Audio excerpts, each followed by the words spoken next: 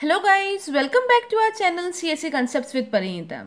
So guys, as you people know, we have started our aptitude session from yesterday, right? Yesterday, I hope many of you have already attended the session. We have, in the very first session, we have seen the problems of time and work in detail. We have seen the relation between time and work, time and efficiency, work and efficiency. We have seen various problems based on that particular topic, and I have tried to give you different types of examples so that you are ready to solve any example given on that topic, right? Okay, so today this is our second session on aptitude. So in the second session on our general aptitude, we are going to see number systems. As you can see here, we are going to see number system. So number system, you can say that it is one of the basic topics of aptitude, and no matter what you are preparing for, be it any interviews, campus placements, or any PSU exams, GATE, whatever you are doing preparation for, number system is one of the basic and important topic of aptitude. So first of all, let me tell you that what we are going to cover today in this session of number systems. See, I hope that, and I know that most of you already know the basics, like how to find out simple LCM of a number, HCF of numbers, right? Those are normal things. So what we are going to see today is we will be seeing little advanced topic or little advanced questions that are normally being asked in the exams. So basically, first of all, I will tell you the basics of the numbers, like different types of numbers, because for doing the advanced questions, you should know this basic knowledge. So we will just quickly see the overview of what are, let's say, natural number, whole number, integers, rational number, irrational numbers, odd, even, prime, composite, fine. We will see these different types of numbers once, that what they are and how they are different from each other. After that, I will show you how to find complicated HCF and LCM. What do I mean by complicated HCF and LCM? Whenever we are talking about some competitive exams, they are not asking you to find out HCF and LCM of a simple number, like find out the LCM of 2 and 3, not at all. They are not going to ask such questions. So how they are asking? Let's say find out the HCF and LCM of 2 raised to 999, 3 raised to 456, like that. Yes. So we will see the tricks, the short tricks, how to solve such questions, how to find out the LCM of such questions, right? So we will see some questions of how to find out such complicated HCF and LCM. We will see some of the formulas also, direct formulas. Then I will show you some of the simplifications that are being asked in GATE and other exam. Simplification like I raised to 2, I raised to -1. What are these about? How to evaluate them? We will see them. Then we will see how to find out the last number. For example, they are giving you big equation and they are giving you simplification, they are giving you factorials, and what you need to do is find out the last digit. Many times they will ask you the questions like find out the last digit of 24555 factorial. So in that case, obviously we know that finding factorial of 5 is also a lengthy task. So finding the factorial of 24555 is like very time consuming.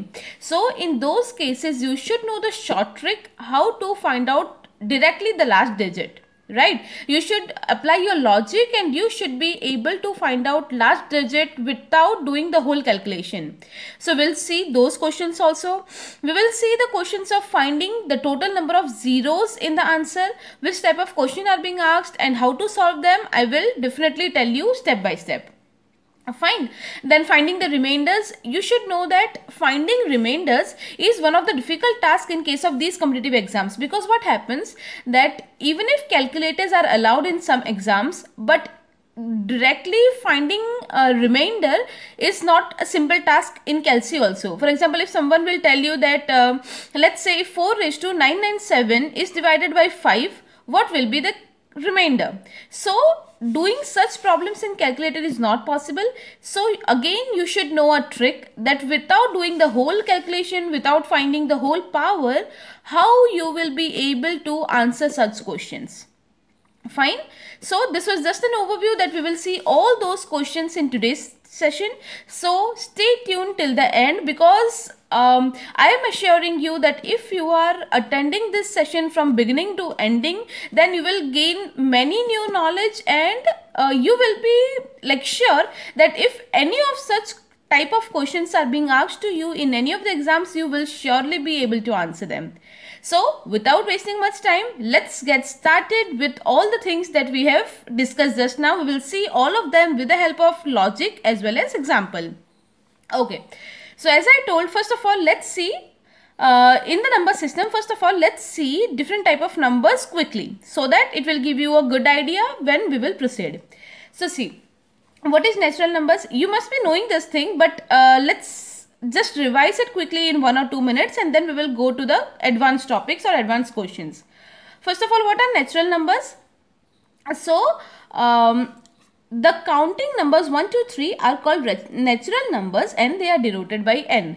So natural numbers are 1, 2, 3, 4, 5 up to infinite. So you should remember that natural numbers start with 1. That is the main thing that you should remember. Natural numbers always start with 1, and then 1, 2, 3 up to infinity. All these are known as natural numbers. They are denoted by n.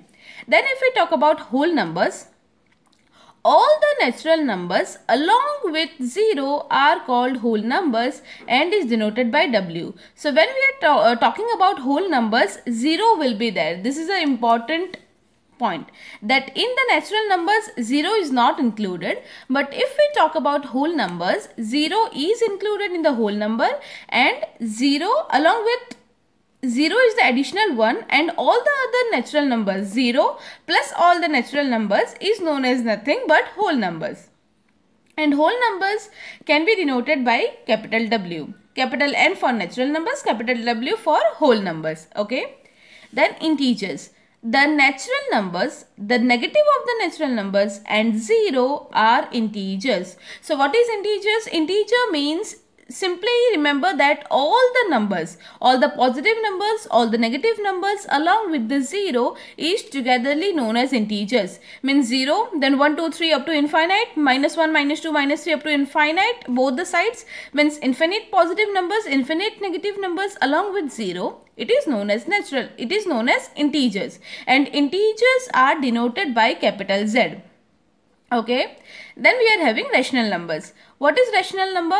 Any number that can be represented in the form P by Q is known as rational numbers, where Q should not be 0. That means here the denominator should not be 0, and P and Q are integers. Fine, and P by Q is in the lowest form. So this is what rational numbers is. Simply remember that any number that can be represented in the form of P by Q, where Q or the denominator should not be 0, is known as rational number. Then what is irrational number? Obviously, as the name suggests, irrational number is nothing but the opposite of rational numbers. That means a non-terminating and non-recurring decimal is called irrational number. You can consider it like that also, that what is irrational number?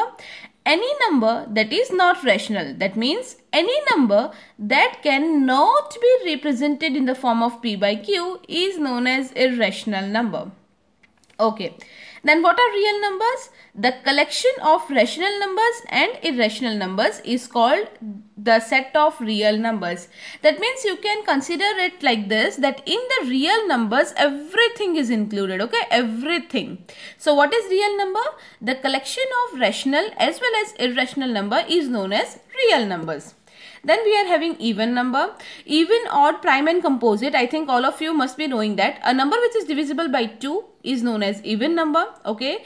Any number that can be divided by 2, or we can say that in the unit position, whenever we are having unit in the unit position, whenever we are having even number, we can say that the whole number is even number, right?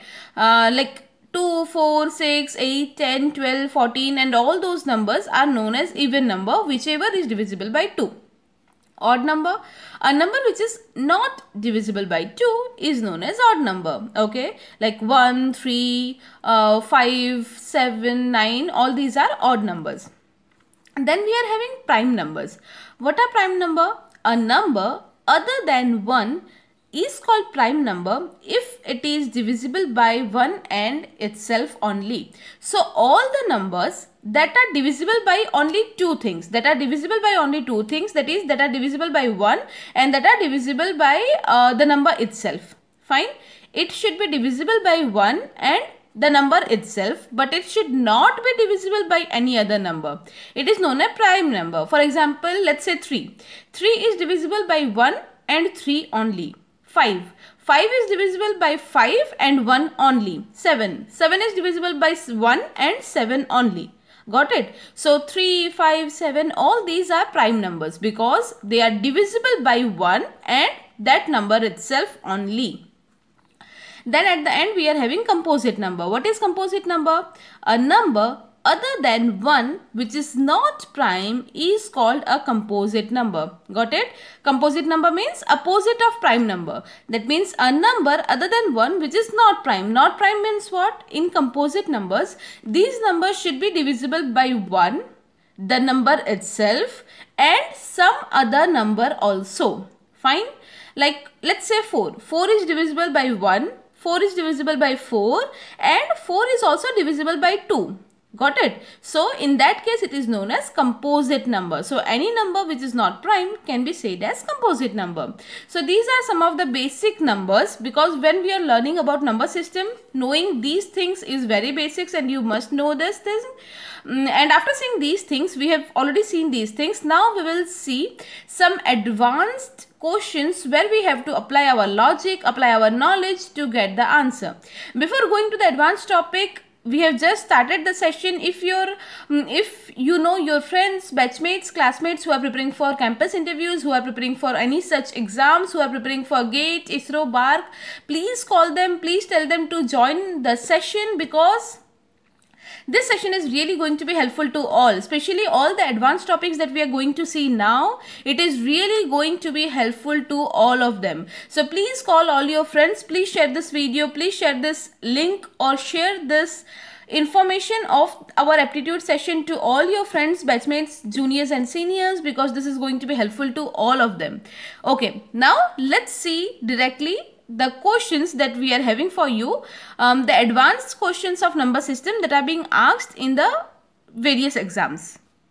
First of all, let's see this question. This is a very interesting question. What happens in aptitude many times, especially in case of a number system, you have to apply your logic. Fine. So see what this question is saying. I have gift vouchers of rupees 111, 113, 117, 123, 131, 147 and 153. This gift vouchers are in multiple numbers. Fine. How can I pay rupees 1179 using exactly 10 vouchers? So you understood the question. What the question is saying, that I am having gift vouchers. Fine.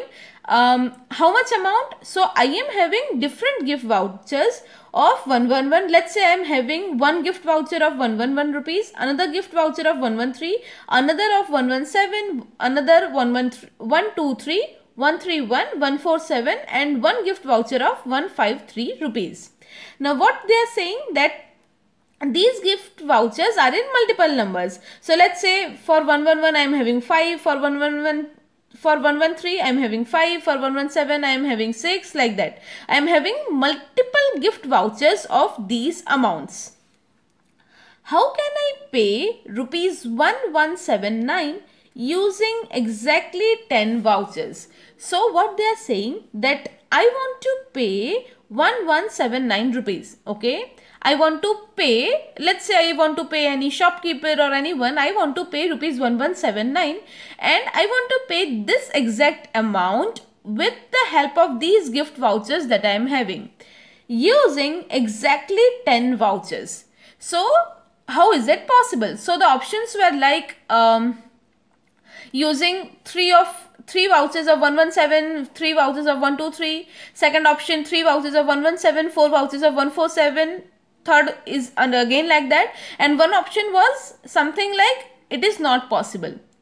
So in that case, generally what we do, we start calculating that, okay, this plus this, 3 of this, then how we will get 1179.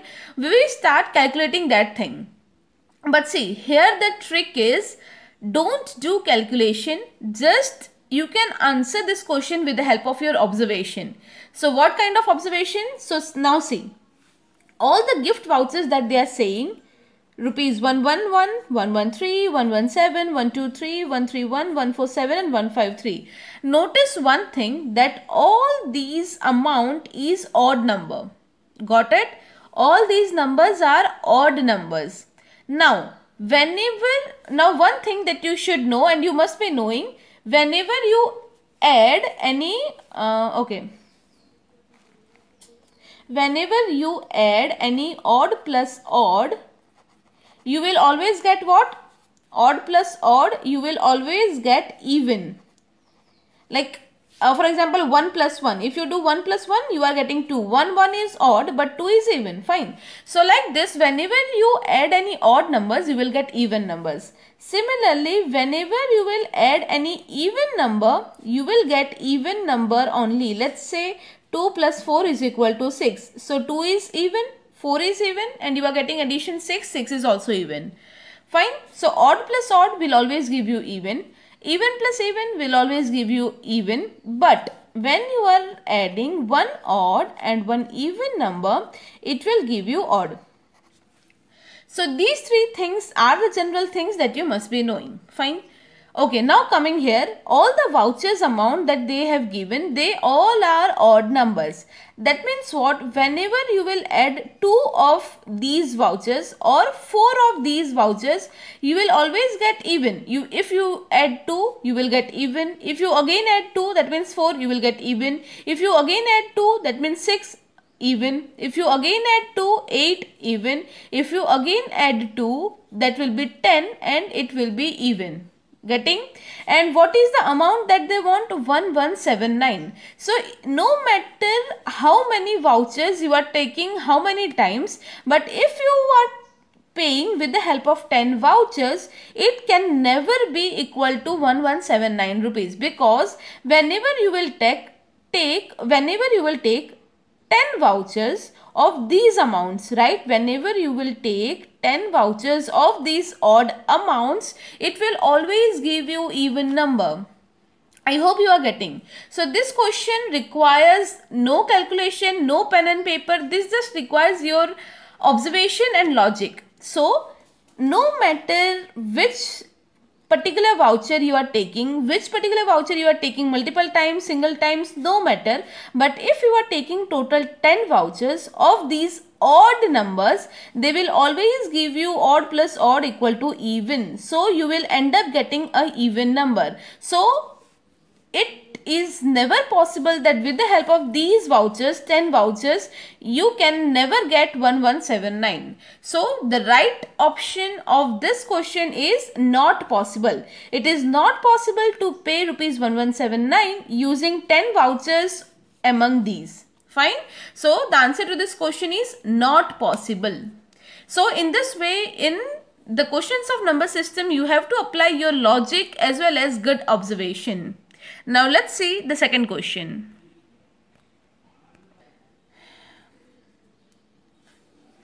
Now see this question, guys. This is a very important and you can say that little bit complicated question also. If by default you will get this type of question, normally what students do, they leave those questions because these questions seem very difficult. But if you know the right way to do, if you know the right logic, the right steps, you will be able to answer this correctly and quickly also. So see, what is the question? Find the LCM of, they are asking you to find the LCM of, see, normally finding the LCM of two numbers you must be knowing, but they are asking to find the LCM of numbers like this. Find the LCM of 17239 raised to 2011. So even if you ask your calculator won't be able to answer this thing. So here is the trick why these sessions or these kind of tutorials are useful. Fine. 17239 raised to 2011. I know this is very complicated, but believe me, I will make it simple for you. So they are asking the question, find the LCM of 17239 raised to 2011 minus 1 and 17239 raised to 2011 plus 1. So this is the question given to you. How to solve it? See, this type of question is repeatedly asked in GATE, ISRO, BARC. I myself have given the questions. I have I have faced the difficulty also. That's why I'm willing to help you people so that you don't face the same difficulty in your exams. So the very first thing you should do here is, because the complication is here, this number, and you can see that this number is common in both of these terms. So first of all, we will try to analyze that number. So what number is that? It is 17239 raised to 2011. Okay. So what is the observation here? You have to observe the thing here and you should come out with some conclusion. So see, here the number is 17239 raised to 11. The last digit is 9 here. Now, if you know, or let's analyze, if I am having 9, 9 raised to 1 is 9. 9 raised to 2 will be 9 into 9, that is 81. 9 raised to 3 will be 9 into 9 into 9, that is equal to 81 into 9. So again the last digit will be 9 and 729. So, and 9 raised to 4 or whatever, however far you will go, you will notice one thing, that 9 raised to something will always give you odd number. This is a very important point here, that 9 raised to something will always give you odd numbers. Okay, so 9 raised to something, so 9 raised to something will always give you odd number, and here the unit digit is 9. So 17239 raised to anything will also give you odd numbers. Fine. So whenever you are having this much big number, anything like that, so what you can do the analysis based on the unit digit. So here what is the analysis that we have done?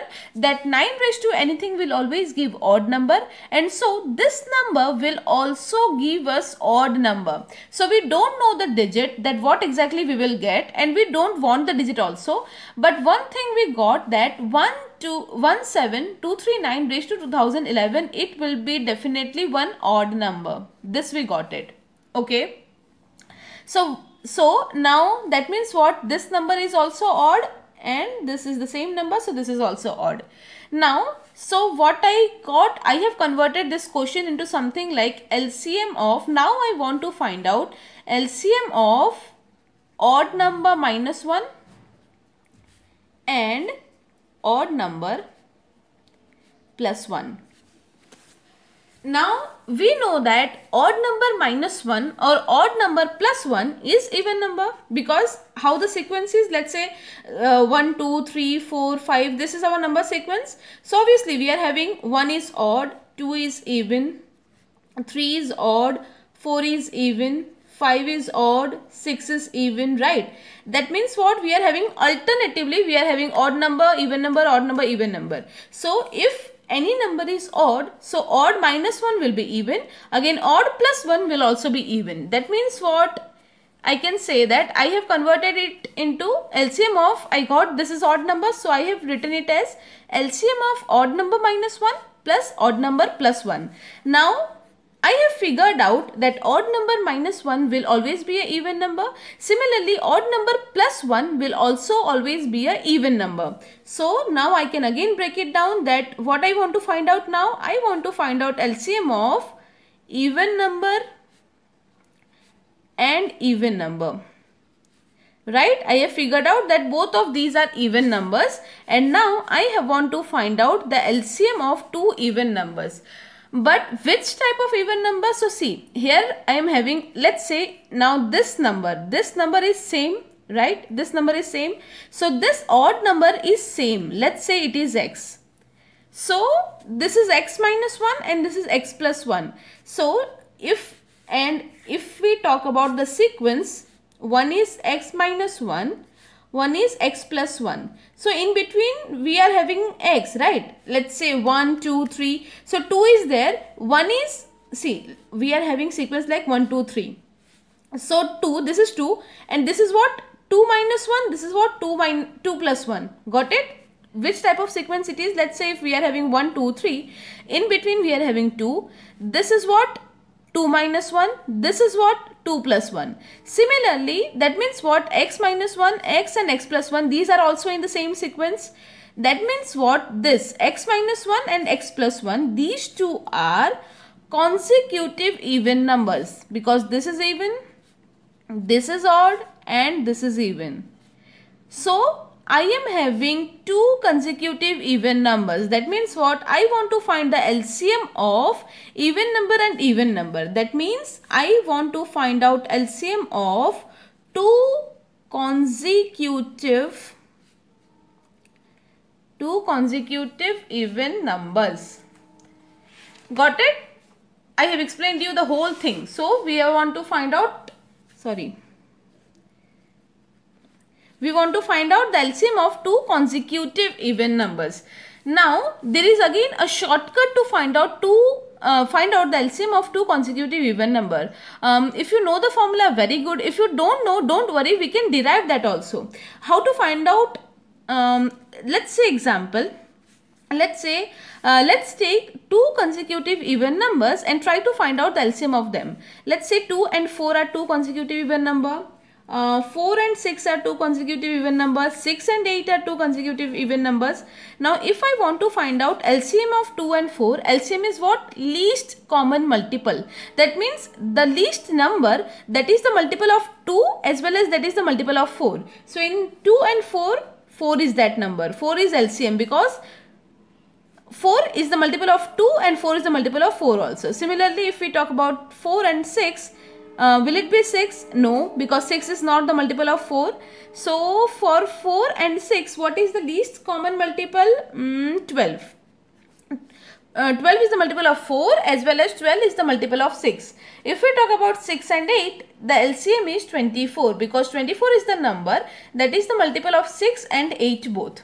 Okay, so you can take 2, 3 more also, but if out of these three are the LCMs 4, 12 and 24. Now try to find a pattern. Okay, try to find a pattern. If you see here, 4 into 2 is 8. Okay, but 8 divided by 2 is 4. Again, 6 into 4 is 24 and 24 divided by 2 is 12. That means what I am getting LCM, if I am taking these two numbers are as A and B, so I am getting LCM as AB by 2. I am getting LCM as AB by 2. Fine, like 68. So 6 into 8, that is 64. Sorry, 6 into 8, that is 48, and 48 divided by 2 is 24. So I have derived this formula. That means what? This formula is for what? Whenever we are finding LCM of two consecutive even numbers, I can directly find out if the two consecutive even numbers are A and B, then I can find out their LCM with the help of formula AB by 2. We got that. Now we just want to AB by 2, we can also write it as 1 by 2 into AB. Okay, now we will just apply the same formula because we know that these two are what? These two are also LCM of two consecutive even numbers. So to find out the LCM of these two consecutive even numbers, we will apply the same formula. So let's find out the LCM. Now the LCM is equal to, we got that, half into AB. Now our A and B are these two. Our A and B are these two. Okay. So half into A. A is this one. 17239 raised to 2011 minus 1. And again that the same number plus 1. So 17239 raised to 2011 plus 1. Okay. Now see, you can take it as A minus B into A plus B. You must know it. A minus B into A plus B A plus b into a minus b, it gives nothing but a square minus b square. This is the normal formula that we are having.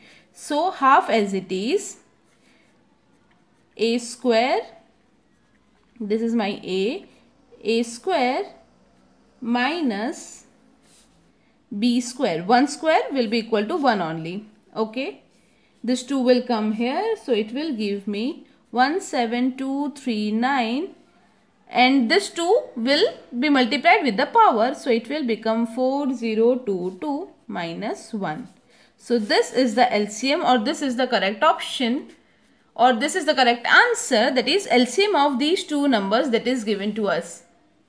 Got it? So I think this question is very important, because this is the question from where to solve this single question, in order to solve this single question, I have told you, I have explained you so many concepts. So I hope if you understood this example properly, many of your concepts got cleared here, right? That's why this question is one of my favorite questions, because it is actually very nice, very logical. Finally, in order to reach up to this question, many concepts are being cleared, because, and that's why I have told you in the very beginning that these are the types of questions that often students leave it in the exam, because they think that it is very time consuming, we don't know how to do that, calculator will not give the answer. Yes, that is correct, because calculator will not be able to give the answer. But if your logic is clear, if you have practiced this type of question, if you know this particular way properly, you will surely be able to answer it out. Fine.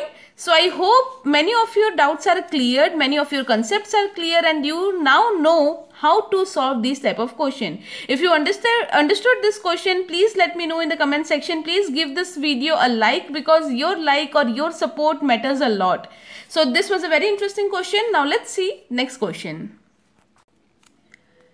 See guys, the previous question that we have solved, this question is kind of the same type, but in this there is one variation, and I wanted to know you that variation and how to solve that. That's why I have taken this example. See, here also the question is to find out LCM of, again, this two numbers. 17238 raised to 2011 minus 1, and again 17238 raised to 2011 plus 1. So the flow will be similar. Here also what we will do, first of all we will try to analyze these two numbers. 17238 raised to 2011. Okay. So 17238 raised to 2011. If we want to analyze that, what we can do, I have already told you, we will analyze the last digit. So here the last digit or the unit digit is 8. So if we analyze 8, so see, 8 raised to 1 gives us 8. 8 raised to 2 gives us 64. Similarly, whenever we are finding out any power of 8, we will always get even number.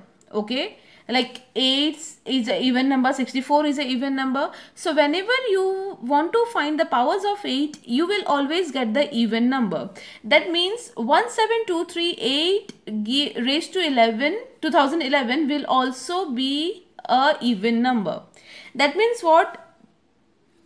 That means, see, again let's do the same. Now we got that this is even number. So now we want to find out LCM of even number. This is even number, so even number minus 1 and even number plus 1. Now as we have seen in the last video, even number minus 1 and plus 1 will be odd numbers. Here also in the very similar way, this is x minus 1, this is x plus 1.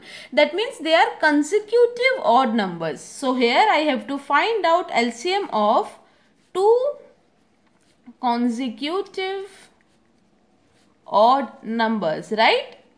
In the last example we have seen in very detail. So in that case what we had to do, we had to find out LCM of two consecutive even numbers. But here in this example we have to find out LCM of two consecutive odd numbers, right? So let's take two consecutive odd numbers and let's try to find out the pattern. So let's say the consecutive even numbers are 1, 3, 3, 5, 5, 7. Again let's take 3 examples. Now if we talk about LCM, least common multiple of 1 and 3 is 3. 3 and 5 is 15, because 3 into 5 is 15, 5 into 3 is 15. Then 5 and 7 is 35. Yes, because 35 is the multiple of 5 as well as multiple of 7. So these three we got. Now if you again, last time we have seen that AB by 2, but if you want to see the pattern here 1 into 3 is 3. Okay, 3 into 5 is 15, 7 into 5 is 35. Okay, so here the pattern is AB. If you want to find out the LCM of A and B, and A and B are two consecutive odd numbers, then directly you can do so. You can say that LCM is equal to AB directly. So here LCM of these two will be, here A is this number, B is this number. So directly you can say that LCM is equal to 17238 raised to 2011 minus 1 into 17238 raised to 2011 plus 1. Now this is A minus 1 and this is A plus 1. So A minus 1 into A plus 1 is equal to A square minus B square. That will be equal to A square minus 1 square is 1. That is equal to 17238 raised to 2 will be multiplied with 2011. So we will get 4022 minus 1. So this is my number, this is my answer, that is the LCM of these two numbers. Again, without using calculator, without using any direct formula, just with our logic step by step, we have came with this answer. Got it? Okay, so both the type of odd and even we have seen the example. I hope now if any such question comes in your exam, you will definitely be able to solve them, right? In case of any doubt, you can always ask in the comment section. Now this is one important type of question, that find out total number of zeros at the end of 126 factorial. So such type of questions are repeatedly asked in many exams, that we have to find the total number of zeros. Now see, if you simply see the question, we have to find out total number of zeros at the end of 126 factorial. Now you should know, you must be knowing that what is factorial. Let's say if I want to find out 2 factorial, 2 factorial is what? 2 into 1. 3 factorial is what? 3 into 2 into 1. 5 factorial is what? 5 into 4 into 3 into 2 into 1. So similarly, if you want to find out the factorial of 126, that means if you want to find out 126 factorial, you can imagine how much calculation you have to do, like 126 into 125 into 124 into 123 up to 1. So that is not possible at all. Fine. So what is the way? Yes, this is not the way. Like you don't need at all to find out the value of 126 factorial. If you don't know the shortcut, you must be thinking that you have to do that, but no. We have direct formula for this type of question. Whenever they are asking that find out total number of zeros at the end of x factorial, or let's say it is n, fine. So whenever they are asking that find out the total number of zeros at the end of n factorial, what is the way? We have direct formula for that, and what is that formula? N upon 5 plus n upon 5 square plus n upon 5 cube plus n upon 5 raised to 4 and so on. So on means, let me show you. Okay, what is n? N is the number that is given to you. So the number given to us in this question is 126 factorial, that is 126. So in this case, 126 is my n. So I will put 126 here, which is equal to 126 upon 5 plus 126 upon 5 square plus 126 upon 5 cube plus 126 upon 5 raised to 4 and so on. Okay, now 126 divided by 5. Now 126 is not completely divided by 5. We will get some remainder, but we have to only consider the quotient, right? So whenever you divide 126 by 5, 5 2s are 10 and 26, 5 5s are 25, right? So this is a simple division, but still I am showing you because I want to show you that this is, here I am getting remainder 1, but I don't need to consider that remainder. Here you have to write only this quotient part. Okay, so here the question part is 25, or let's say if you are doing in the calculator, so if you are getting 25 point something, so whatever decimal part is there, you don't need to consider that. We will just consider the whole number. So here we have got 25, 126 upon 5 square. 5 square means 5 into 5, that is 25. So 126 divided by 25, I will get 5. 5 cube is 125. So when I divide 126 divided by 125, I will get 1. Okay, up to here it is okay. Now 5 raised to 4 is bigger than 126. So in this case, I will get 0 point something, and considering only the whole number, here I will get 0. Now obviously 5 raised to 4 is bigger than this. Similarly 5 raised to 5, 5 raised to 6, all those numbers will be greater than 126, and so we will continuously get zeros. So we don't need to calculate any further. So these are the numbers that we need to consider. So what should be my answer? 25 plus 5, that is 30. 30 plus 1, that is 31. So simply within few steps, I can say that the total number of zeros present at the end of 126 factorial is 31. So my answer is 31 zeros. Okay, so this was very important formula that you must know, that can save much of your time and it will give you correct answer. It will give you marks. Okay, just for our practice, let's see one more, that is find out the total number of zeros at the end of 980 factorial. So again we will do the same thing. 980 divided by 5 plus 980 divided by 5 square plus 980 divided by 5 cube.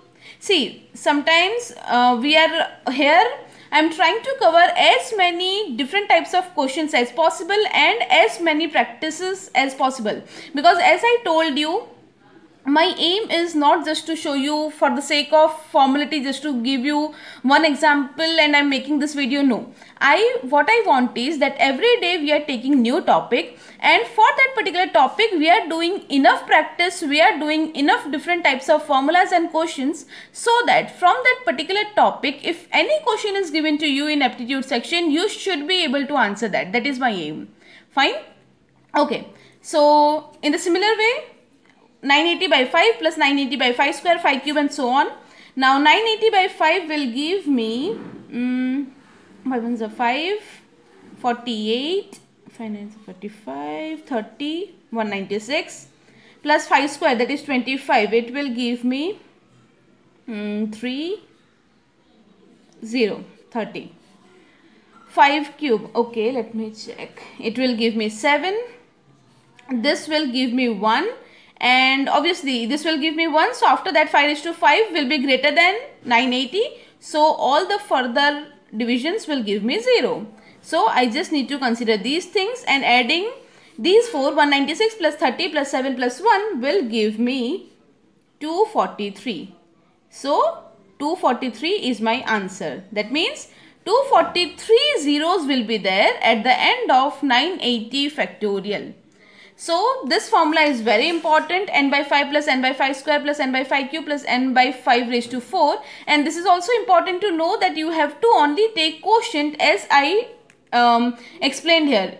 If you are doing manually, you have to take only quotient. If you are doing with the help of calculator, you have to take only the whole number without taking the decimal part. Okay, so in this way, very quickly you will get the correct answer. We have seen 2 different examples. I hope this thing is clear to you. Now let's move into the next example. Now see, this is one simplification question. Fine, this division is given to you and you are told to simplify this equation, and there are various options available. Let me tell you the options available were, one option was 0. One option was 1, one option was infinite. This has been asked in aptitude section of various exams. Okay, one option was 0, one was 1, one was infinite and one was undefined. So though it is comparatively easy question, but still let me tell you, many students have answered this question incorrectly. So let's see how to solve this question and what should be the right answer. Now here you can see that in this equation I is used many times.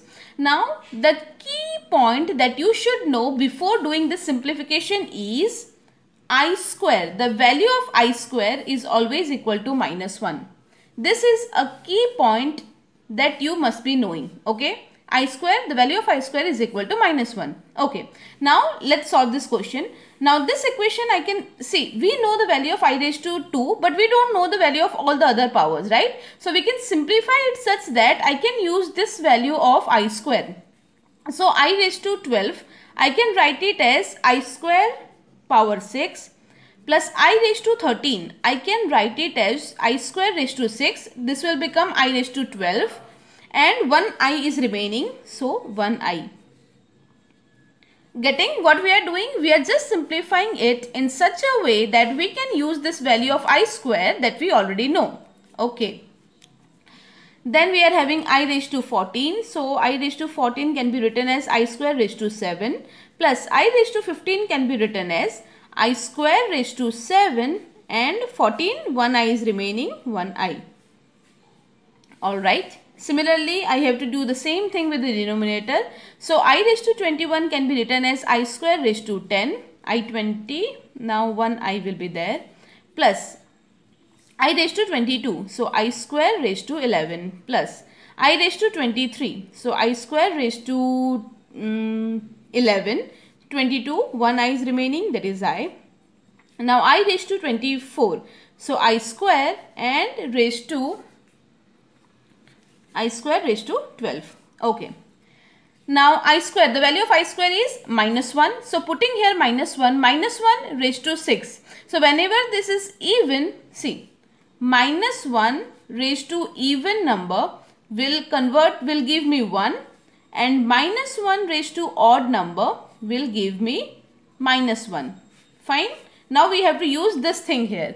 So I square raised to 6, that means -1, the value of I square is -1. So -1 raised to 6 will give me 1 plus -1 raised to 6, again it will give me 1 and I as it is, 1 into I, plus -1 raised to 7, -1, -1 raised to 7, again -1, I is there, okay. -1 raised to 10, 1 into I, plus -1 raised to 11, so -1, -1 raised to 11, so -1 into I, plus -1 raised to 12, it will give me 1. So 1 as it is, plus 1 into I is I, and then -1, it will give me -1, plus -1 into I, it will give me -I, divided by 1 into I, that will give me I, -1 minus I and plus 1 at the end. Now see, 1 and -1 is getting cancelled. I and -I is also getting cancelled. In denominator, again 1 and -1 is getting cancelled. I and -I are getting cancelled. So what I got, everything got cancelled in numerator as well as denominator. So we got 0 by 0. Now always remember that the answer of 0 by 0, whenever you are getting 0 by 0, it is called undefined. So here 0 is wrong answer, infinite is also the wrong answer, 1 is also the wrong answer. So the right answer is undefined. So many students are not knowing this simple thing, but you should know that whenever we are having 0 by 0 form, it is actually undefined. So your correct option from the given options is undefined. See, this is a very interesting question. Let me tell you why. Because in this question, if you don't know the right method, you won't be able to answer this. Because there is no direct formula, there is no direct logic. It's the thing that if you have practiced this type of question or not, or if your logic literally goes at that level or not. Okay, see the question. Find the last digit in the sum of 1 factorial plus 2 factorial plus 3 factorial plus 4 factorial plus 5 factorial up to 2016 factorial. Now, without anything, obviously doing this addition is not possible at all, because 2016 factorial, like we can't even imagine doing that, right? So all these from 1 to from 1 to 2016. All these we have to find out the factorials of all these numbers, and then we have to add them, and then they are asking about the last digit. So obviously we are not going to do in that way. We have to think something, we have to observe something, and based on that we have to take the decision. So see, if we see here, let's say 1 factorial. 1 factorial is what? 1. 2 factorial is what? 2 into 1, that is equal to 2. 3 factorial is 3 into 2 into 1, that is equal to 6. 4 factorial is 4 into 3 into 2 into 1, that is equal to 24. 5 factorial is 5 into 4 into 3 into 2 into 1, that is equal to 120. Now here's the trick. See, 5 factorial. When I found out 5 factorial, I got that at the end of 5 factorial I am having 0. Okay. At the end of 5 factorial I am having what? 0. Now 6 factorial is what? 6 into 5 into 4 into 3 into 2 into 1. So basically this whole thing into 6, and this whole thing is what? 120. Now we are having 0 at the end. So if you multiply 6 with that, you will also get something having 0 at the end. Again in 7 factorial, you will multiply this thing with 7. So again you will end up having something with unit digit 0. Got it? That means once we got the unit digit as 0, no matter what you multiply it with, right? No matter what you multiply it with, the unit digit will always be 0. See, like 10. If you multiply something with 10, you will always get it 0. Like you must know obviously 10 into 2 is 20, 10 into 3 is 30, 10 into 4 is 40. So here it is, we are having 0 at the unit digit. So no matter what you are multiplying, at the unit digit you will always get 0. The same thing is here. That means what? In all, because see, why we are concentrating on the unit digit or the last digit? Because in the question they are asking us about the last digit only. We have to find the last digit in the sum of this. That means what? We are only sorry, that means what? We are only concerned with the last digit. So one thing is clear, that in 5 factorial we are getting 0 at the unit digit. That means what? In the 6 factorial, 7 factorial, 8 factorial up to 2016 factorial, in all the answers we will get 0 at the end. Okay.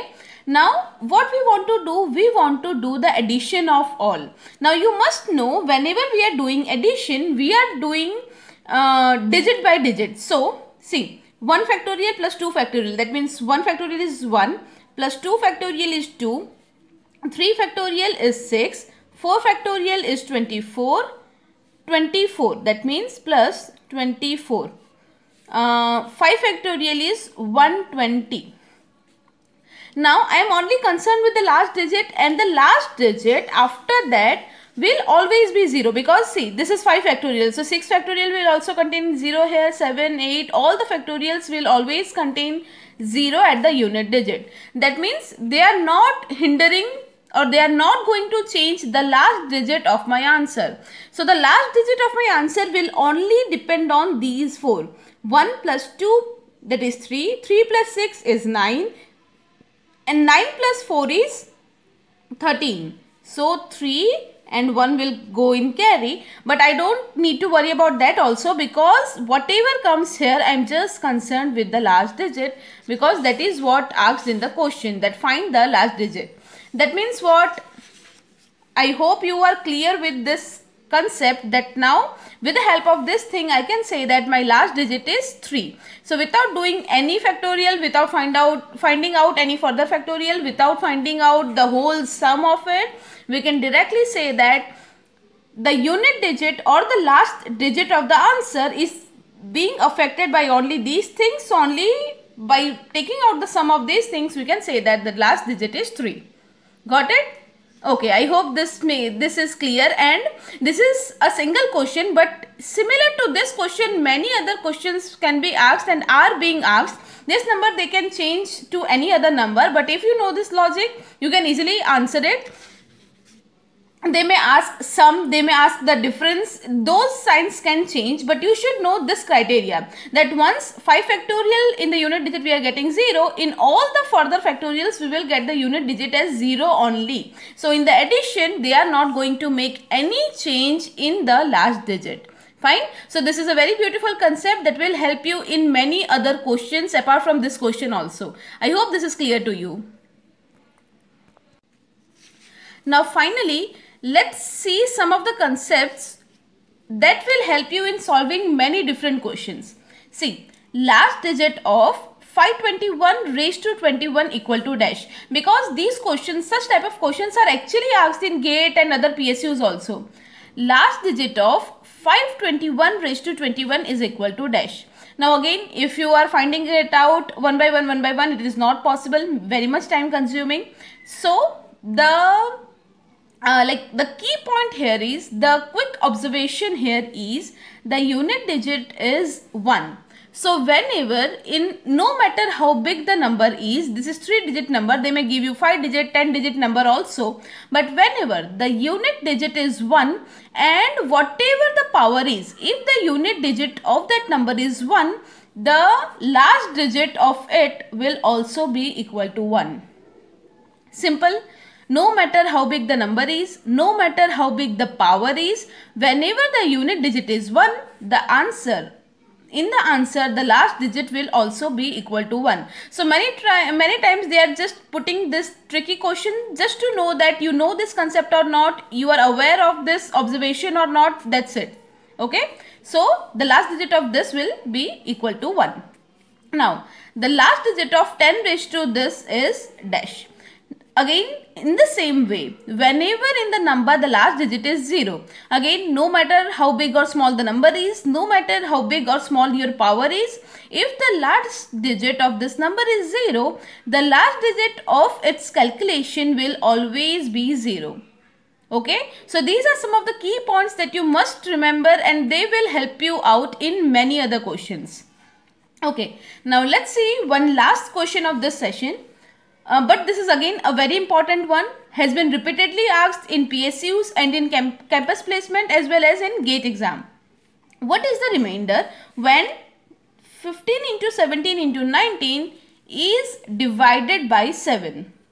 Now this is also, finding remainder is one of the very important questions, because again with the help of calculator you cannot find the remainders directly, right? And these 15 into 17 into 19, so here 15, 17, 19 are still comparatively small numbers, but they may ask you this same question with respect to big numbers also, like 155 into 177 into 199, they could have asked like that also. So with the help of calculator you cannot find out the remainders directly. So what you need to do is, here also there is a trick. What is the trick? You want to find out the remainder when this is divided by this. So 15 into 17 into 19. Generally what mistake students are doing, they are going to multiply these things. They will first multiply these 3 and then they will start dividing it by 7. By doing so you are wasting much of your time, and it may happen that even after doing so much you will end up with the wrong answer, because the calculation will be very big. So don't do that. What you need to do, don't multiply these numbers, okay? What we will do is 15 into 17 into 19, whatever is given, write them as it is. Now we will see, what we will do is, okay, 15 into 17 into 19 is given and we want to divide it by 7. So what you need to do, by dividing them individually. So if you divide 15 by 7, what will be the remainder? Because we want to deal with remainder. So what will be the remainder? 7 into 2 is 14. Here it is 15. So we will get remainder as 1. 7 into 2 is 14. 17 minus 14 is 3. So remainder will be 3. Now when 19 is divided by 7, 7 into 2 is 14. 19 minus 14 is 5. So 5. So these are the 3 remainders that you are getting. Now these are small numbers. Now you can easily multiply them. Now multiply them. See, if this could have been very big numbers, go on doing the same thing. Go on dividing them by 7 again and again and again, unless you are getting single digit numbers that you can easily multiply. Okay. So here in the second step itself, I am getting 1 into 3 into 5. I can easily multiply them. So 5 into 3 is 15, into 1 is again 15. Now I got 15. But again I can divide 15 by 7. So I will divide 15 by 7. And what is the remainder I am getting? 7 into 2 is 14. 15 minus 14 is 1. So even after doing individually, whatever answer I am getting, it is the same answer if you multiply this and if you divide it by 7. So I can say that 1 is the remainder that I will get if I multiply 15, 17 and 19 and then I divide it by 7. Okay. So like this, whenever there is a big number or various big numbers are given to you, you have to divide them. This is the logic, that you have to divide them individually by 7. You will get individual numbers. If they are big numbers, again divide them 7, again divide them by 7, unless and until you are getting like the small numbers. Once you are getting small numbers, directly multiply them. If it is still bigger than 7, again divide it by 7, and ultimately when you will get a number that is less than 7. Here we have to find out divided by 7. So when you will get a number that is less than 7, then that will be your answer. That will be your answer. That is the remainder you will get after dividing it with 7. Okay, so I think that's all for today's session. We have seen various different types of examples with various different types of logic. Some of the examples we have solved with our logic. Some of the examples we have solved with our formulas, direct observations. So I hope this whole session was useful to you. Let me know in the comment section whether you found the whole session useful or not. Let me know if you have doubt in any specific question, and if you found the session helpful, please like it and please share it with all your friends and classmates, so that it can help with it. This whole session can help to as many students as possible. Thank you so much.